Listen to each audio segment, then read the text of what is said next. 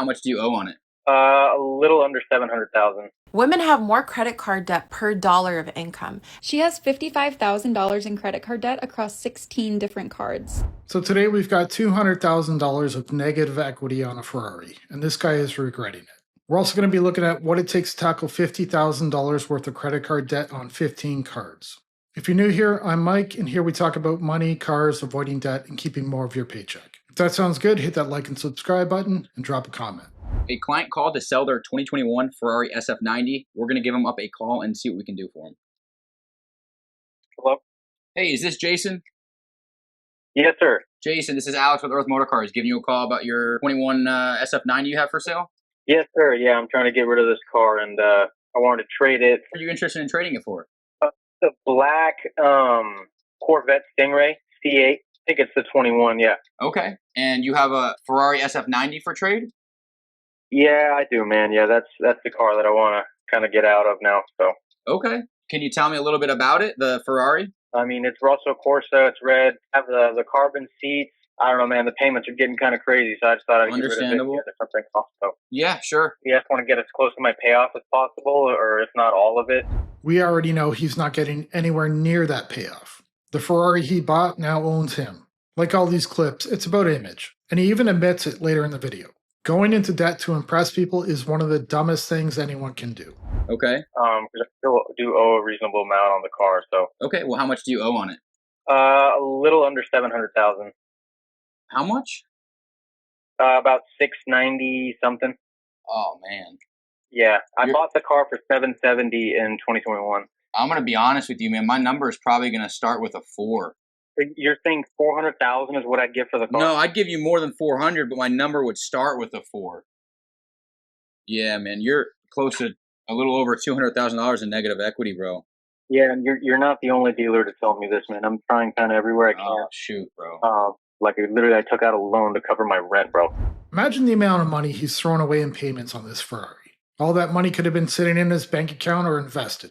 He's driving around in this amazing car, but he can't even afford his rent. I would much rather have an affordable car and have the comfort of knowing I can afford my rent or mortgage. Okay.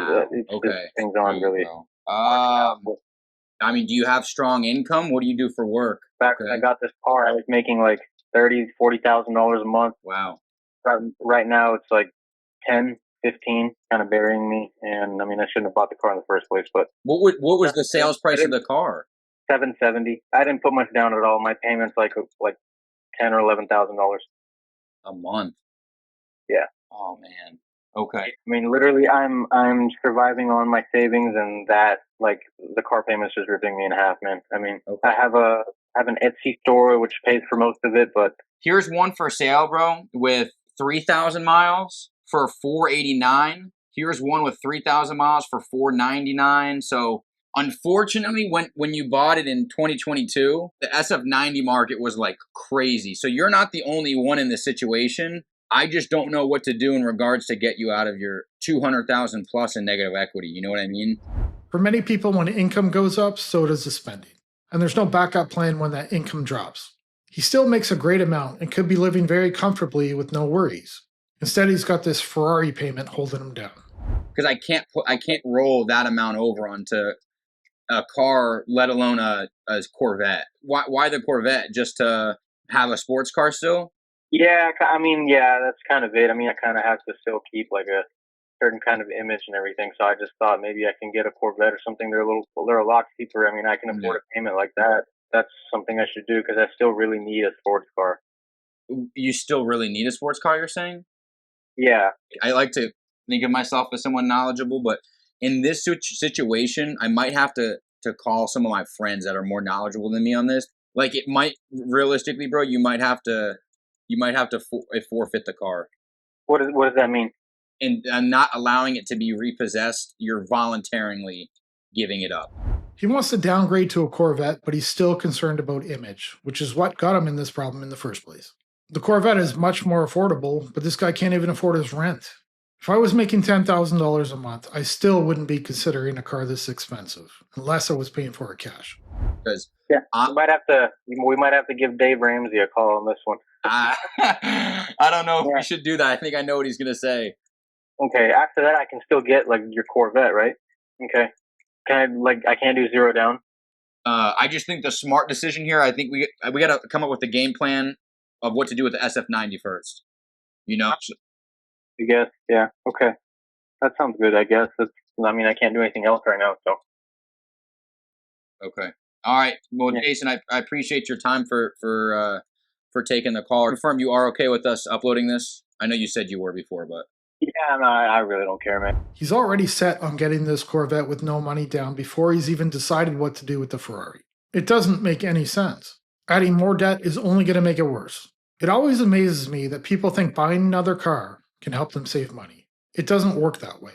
Today I'm going to walk you through how much it cost this customer to own this Ram TRX the last 4 years. Let's talk about gas. The Ram TRX takes premium fuel. Over the last 81,000 miles, this customer has averaged 10 miles per gallon, which is absolutely atrocious. That is $7,000 a year in fuel. Over the 4 years this customer has owned this TRX, he has spent $27,705 filling up at the pump. The window sticker on this Ram TRX is $88,000. He traded it into us for just over $60,000. Over the course of 4 years, it costed him $27,605 in depreciation. And over the last 4 years, he has averaged paying $1,600 a year in car insurance. In total, the last 4 years, between depreciation, fuel, and insurance, zero maintenance costs, it cost this customer $61,710 to just drive this TRX on a day-to-day basis. $61,000 over 4 years just to drive. $15,000 a year and almost $1,300 a month just for transportation. Imagine if salesmen told this to customers before they purchased. I don't think many people would be buying. We'd be seeing a lot more Hondas and Toyotas on the road. Do the math before buying, it's not just a payment. I have 2 crazy stats here that I don't think you're going to believe. We all know prices have been going up, inflation, vehicle prices have been going up, interest rates are high. But just how high and what is it driving people to do? So this is pretty crazy. It's going to blow your mind.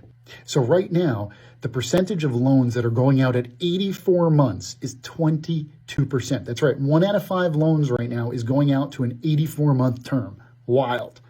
The second crazy stat, the percentage of people taking on payments over $1,000 a month right now is 17%. Do these stats surprise you? Is it crazy? Would you go out 84 months on a loan? Would you pay $1,000 a month for a vehicle? The prices are constantly going up along with the length of the loan. Payments are hitting $1,000 a month and people are willing to pay for it. What we don't see is wages increasing. Most new cars are not affordable anymore unless you want to go into major debt. It is a much better idea to buy a used car and save that money. Nobody cares what your car looks like. For every dollar a man earns, a woman earns 82 cents. But for every dollar a man spends, a woman spends 50 cents or more. It's not just about pay. Women have more credit card debt per dollar of income, and 44% of women say after paying all their bills each month, they have less than $250 left. But every time we gather, all we talk about is men and dating, when in reality, we have bigger fish to fry. Now, I found this one interesting, and I'm not saying anything negative about women. I know quite a few women who are really great with their money, and I know a lot of guys who are absolutely horrible with their finances. Let me know what you think in the comments. Is this accurate? Do women spend more per dollar earned than men? She has $55,000 in credit card debt across 16 different cards. Let's make her a plan to pay it off. Starting with her expenses and debt, I highlighted her debt minimums, and she pays a total of $1,724 just for the minimums each month. Otherwise, her expenses seem quite reasonable to me. I would just like to acknowledge her car payment, $470 per month. I'm not suggesting she bike to work or anything, but even a couple $100 extra a month would go a long way while she tackles all that debt. Even a car payment closer to $200 or $300 a month would be better than nearly $500. That is the number one thing I see in her budget that would free up a good amount of income monthly. Her monthly income is $5,300, so even after all of her expenses and debt minimums, she still has $208 left over per month. I want to include this because I had a few comments about credit card debt. There are some people that think it's easy to pay off. She has $200 left over. That's not much of a cushion. And it falls right in the range of what the woman in the last clip said. 44% of women have less than $250 left after they pay their bills. I've said it before and I'll say it again. Her very first priority should be getting an emergency fund saved, somewhere between $1,000 in 1 month of expenses, depending on her comfort level. That's going to be priority number 1, and then we are jumping into taking care of this debt. So I'm going to have her pay off this debt in 3 phases. So you can see here we have phase 1, phase 2, phase 3. It's broken into 3 chunks so that it's kind of easier to stomach, but this calculator also doesn't accommodate 16 credit cards, so I had to break it up anyway. But who needs 16 cards? I have 3 and I don't even need that many. I don't look for new cards or better offers, even though I know I'd qualify. They're paid off every month, so I don't pay any interest. It works in her favor though, because when you have $55,000 in credit card debt, you definitely need to celebrate small wins in order to power through. So I'm having her put the $200 extra towards debt every month, obviously, and I'm arranging her debts from smallest to largest using the Snowball method. So to use this method, you will arrange your debts from smallest balance to largest balance, and you're going to pay minimum payments on everything except for the smallest debt. That smallest debt is where you're going to apply this $200 to every month. Then once that smallest debt is paid off, you take what you were paying for that debt and apply it to the second debt. Following this method, her first 6 debts will be paid off in 6 months. The reason I chose the Snowball method for her is because of how deep of a hole she's in. This will allow her to have a bunch of small wins right in a row as she pays off 6 cards relatively quickly. The Snowball method is a very popular one for paying off debt, but it usually costs more in total interest because you're paying off the smaller balance first, regardless of interest. Not only that, but it can take longer to pay off. It focuses more on the psychology. It gives you fast wins and motivation, but not always the best financial outcome. Moving on to phase 2, her total minimum payments for those first 6 debts totaled $300, and we're still applying that extra $200, so that totals together $500 per month that we're adding into this 7th debt. So continuing on this trend, she will have her next 5 cards paid off by the end of 2024.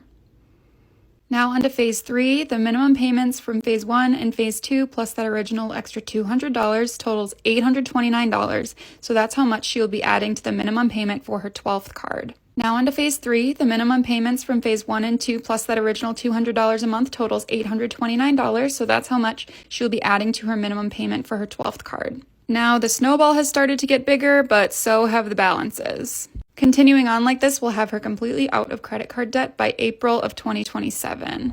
Getting into debt is easy. You can do it with one swipe, one signature, one bad decision. But getting out of it takes years of discipline and sacrifice, and saying no to the same mindset that got you there in the first place. I'm going to end the video here and ask you to hit that like and subscribe button. Drop a comment below. I'll see you in the next one. Bye.